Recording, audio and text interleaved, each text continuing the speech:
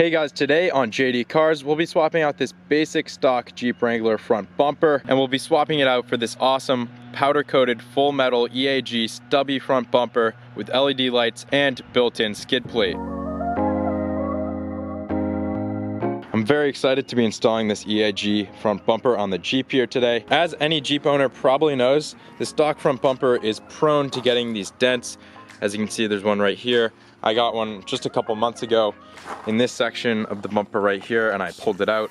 But just a couple weeks later here, I've already dented it in. It's really not a very durable bumper. So that, in addition to the ability of mounting a winch, is why I'll be swapping it out for a metal bumper today. And of course, the EAG metal bumper is gonna look sweet. So let's get into it. All right, so before we get too into it here, I decided to get the JJKFB024 front bumper.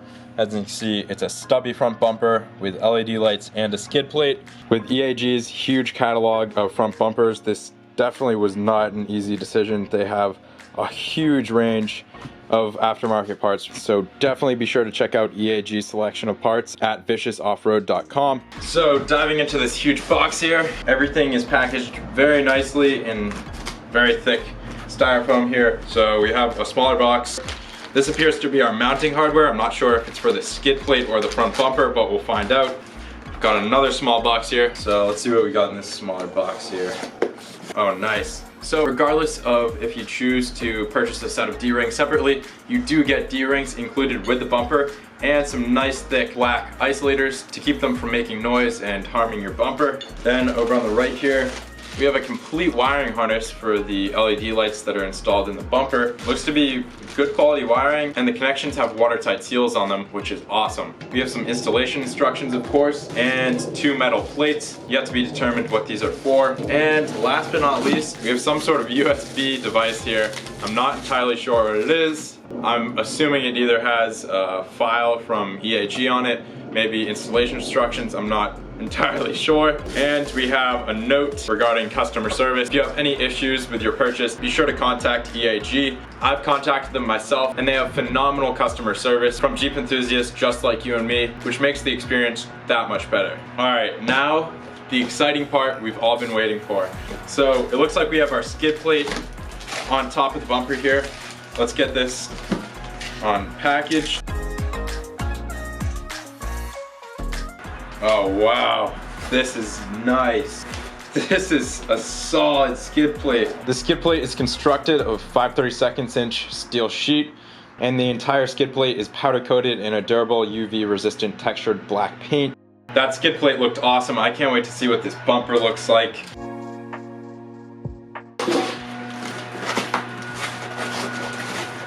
Oh my goodness. Guys, look at this bumper. What a beautiful bumper. As I said, very well packaged in styrofoam, and on all of the mounts there are these really thick rubber protectors, also on the D-ring mounts here and down on the lower corners to protect anything from getting damaged.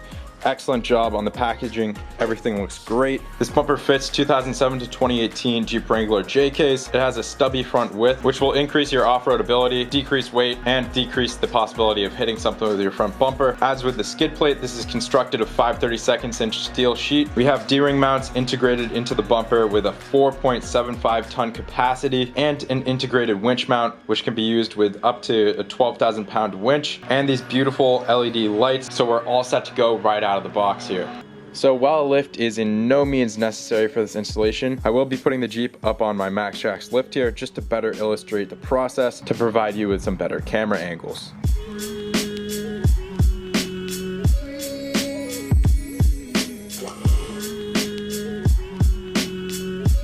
So what do we have to do before we can install this beautiful bumper and skid plate? We have to remove the old bumper. So we're gonna start off underneath here with this plastic skid plate, I guess you could call it. Along the front edge here, you should have 4 plastic grommets. It appears I only have 1 remaining down on the end because these ones have all failed. But I can show you this one right here. It's a 2-piece plastic grommet. You'll want a flathead screwdriver to insert in this crack here. Use this edge to leverage the grommet. Probably need to set the camera down, but you get the idea here. You need to pry out the bottom part of the grommet to release it. That will release this skid plate. And then we have 2 of the same exact style grommets on the back of the skid plate. You can see one right there on this plastic strap. There's one on the right side as well. So there's one on the left side there, one on the right side. Release those two and the 4 plastic grommets on the front of the skid plate.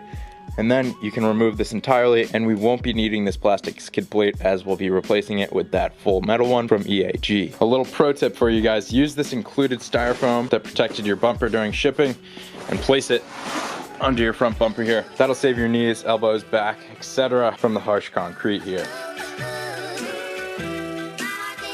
By the way, turn your wheel out and here's a slightly better view of those 2 inside grommets. Here's the one on the left and the other one way down there on the right. Pry those 2 grommets out and we can release this plastic skid plate. Now, similar process as that skid plate, we want to remove this air dam up top here, and it has the same style plastic grommet. We're just going to use a flathead screwdriver, pry in there, pry up the grommet, pop that out. I've already removed the one on the other side, and that will allow you to pull out this air dam and set it aside with your skid plate. That will give us better access here from the top to access some of these bolts, as this pump here does interfere from accessing these 2 bumper bolts from below. I'll show you what I'm talking about from underneath. So coming up underneath the bumper here, you can see behind this wiring here, in case these lights and wiring doesn't look familiar, it's because these are aftermarket fog lights, but nonetheless, behind this wiring are 2 18mm nuts, one on the top, one on the bottom here. Similarly, to the right of those 2,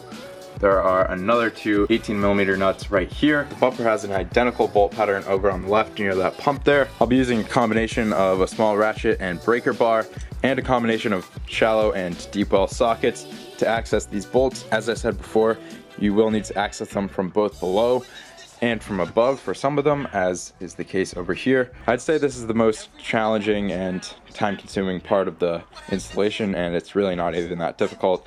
It's just a little bit time-consuming. So I'll check in with you once I have all 8 of these 18mm nuts removed.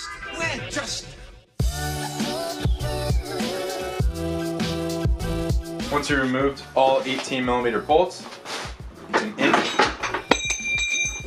the bumper forward. You are probably gonna have some metal plates fall, like this one. Hold on to those, we will be using them. As I said, just rock your bumper forward a little bit to gain a little bit better access to your fog lights, and you'll want to disconnect your fog lights. All right, with our bolts removed and our fog lights disconnected, we can now remove the front bumper like so. And we're gonna set this aside. Do be sure to retain these 4 metal spacers and 8 18mm nuts. We will be using them on the new bumper.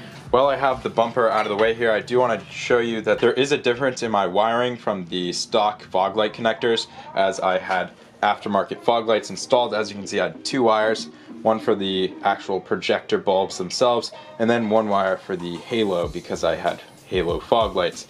So obviously I won't be using these halo connections anymore. I'm going to tape them off just to protect them from water. And as I told you earlier, the bumper does come with a very nice wiring kit for the LED fog lights that come installed in the bumper. After taking a quick glance at this, and while I was removing my bumper, I noticed these are actually the same exact style connector. So because I have this aftermarket connector wired onto my Jeep, I should be able to plug this right into the LEDs on the EAG bumper, and that way I can control those fog lights from the turn signal stock without having to wire in this external switch. Let's give this a shot and see if it works. So there is quite a bit of hardware included with this kit, and I'm not gonna lie, I was kind of confused at first myself, but I've broken it down here to give you a better idea of what bolts and nuts go where. So starting over on the left here, the bigger group of parts, we have 6 powder-coated metal brackets, which are essentially acting as nuts. As you can see, we have nuts welded to the back of the brackets.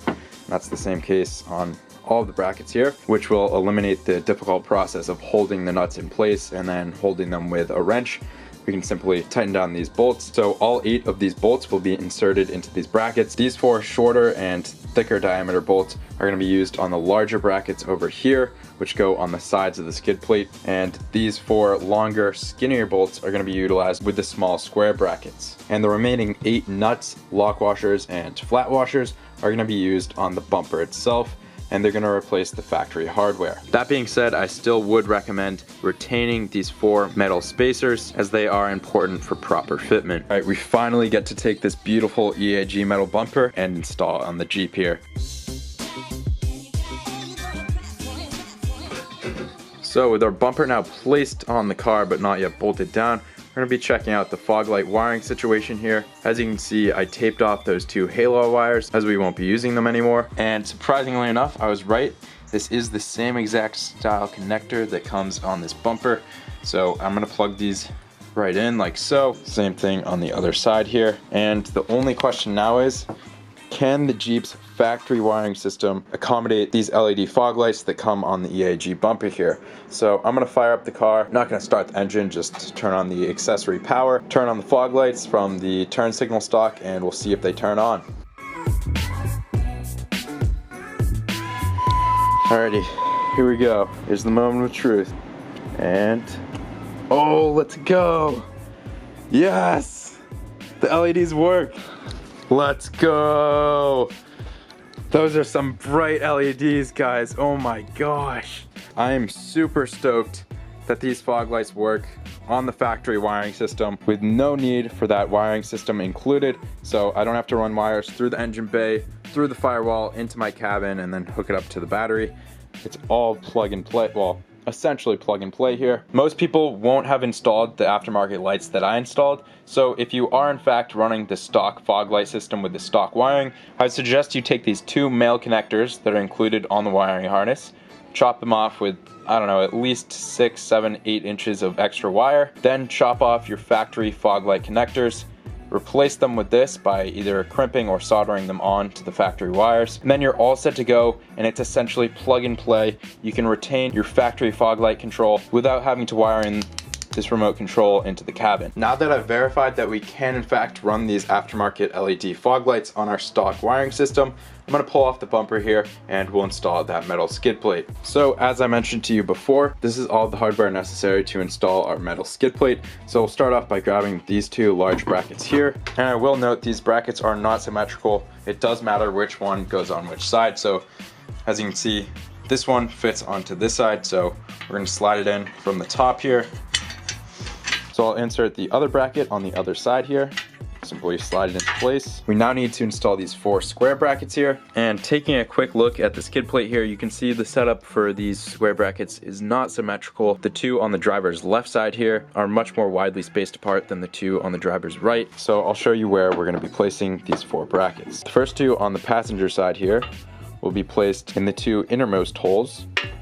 Simply place them in the frame rail here so that you can see through the bottom, and the other 2 will be placed as such, one in this innermost hole and then one in the outermost hole located right here. I should note that the skid plate won't self-secure itself, so we are going to need to have 1 or 2 of these 35mm length, 18mm head bolts. Grab your skid plate, get it into position here. I'm just gonna take our bolt, insert it into the bracket that we just installed, get it roughly threaded into place, and I'm gonna run over to the other side and thread the other bolt in.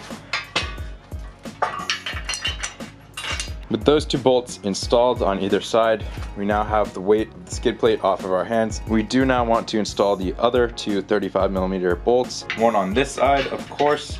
So you can get these threaded in at hand threaded tightness, but I would not torque them down with a ratchet or torque wrench just yet, because there is some adjustability in the skid plate here, as you can see. So I'm gonna leave these bolts finger tight until we have the bumper fully installed, because I do want to make sure that this is matched up and mounted as flush as possible to the bumper. We'll now be replicating a similar process as to the side brackets. Using these 45mm bolts, we'll better secure the skid plate from underneath by threading these bolts into these square brackets.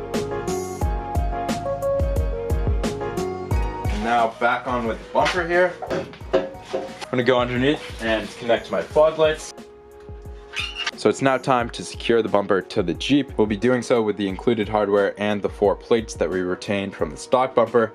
So the installation order of the hardware is going to be to install one of these plates, then a flat washer, then a lock washer, and then finally a nut, and then finally a nut. Of course, the installation location of these nuts is the exact same location as before. We have two bolts to install nuts on the left here, and 2 on the right, of course, and 2 more on the outside, very easily accessed right here from the wheel well, and same over on the passenger side. So now that we have the bumper installed here, I can show you why I didn't tighten down the skid plate bolts. As you can see, there's quite a bit of movement in the skid plate until you tighten down those bolts, and if you rotate it and push it up hard enough, it can actually sit flush with the bumper here, which in my opinion looks much better than having this big gap here.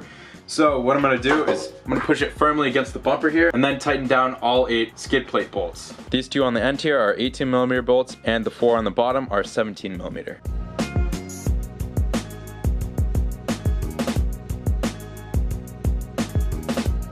With our new EAG bumper installed, we can now lower this puppy down onto the ground.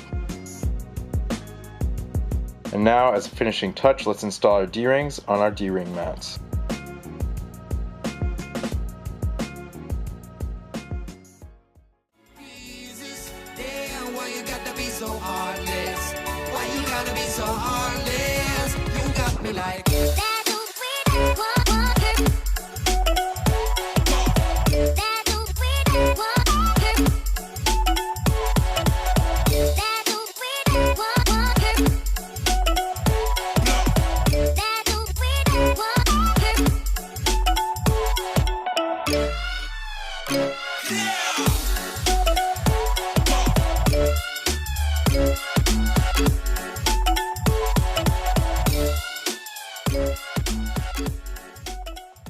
Man, do I love the look of this new EAG bumper. Oh my gosh, it looks so good. I love it. One of my favorite parts about it, as funny as it sounds, is this little gusset here. I just think the laser cut shapes just look so cool. I think it gives it a really mean look. And obviously I didn't go with a full stinger bumper, the ones with the big stinger bar out front, to reduce the chance of your Jeep rolling over forwards, because let's be honest, I'm not going to be doing that hardcore of off-roading. I'm not out in Moab, but I did go with one that has a pretty aggressive winch bar. As I said, this is a 2 3/4 inch steel tube bar. Gonna do a real good job of protecting our winch. I do need to look into getting a winch and slapping one on here. So if you guys have any recommendations on a winch, be sure to leave them down in the comments below. So in future videos, I'll get a winch mounted up, probably throw a light bar up top here. Has those nice mounts for it. Other than that, she's all ready to go. I'm really happy to have the added protection of this nice heavy duty skid plate compared to that stock plastic one, and just to have the protection of the bumper overall.